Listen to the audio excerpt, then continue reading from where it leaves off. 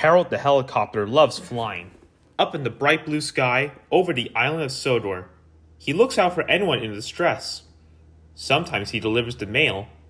This makes Percy very cross, said Percy grumpily. Percy has many jobs, but carrying the mail is his favorite. It makes him feel really useful.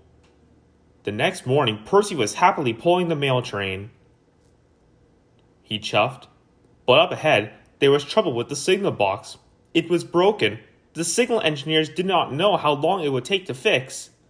Percy had to stop. It's not safe for engines to run without signals. But Percy was very upset. He cried. Sir Topham Hatt was in his office enjoying his toast and marmalade when he heard the news. Poor Percy was still waiting and still upset. The last time he was held up, the mail was given to Harold. He sighed, said his driver. Just then they heard a familiar sound coming from above. Said Harold. Cried Percy, but Sir Topham Hatt had made up his mind. There was nothing Percy could do. Percy's driver helped load the mail bags into Harold's cargo net, said Harold's pilot.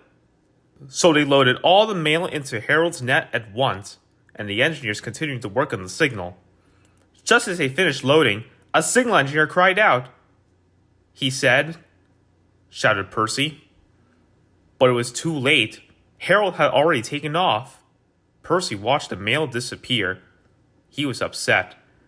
But then they all heard a strange noise. Cried his pilot. Wailed Harold. Percy cried. Called Percy? Sputtered Harold, and Percy did it as fast as he could. The next day, Harold's engine was fixed and he was flying again. Percy was very pleased to see him. Percy teased. All the engines tooted and Harold hovered so low that only Percy could hear. He said Percy.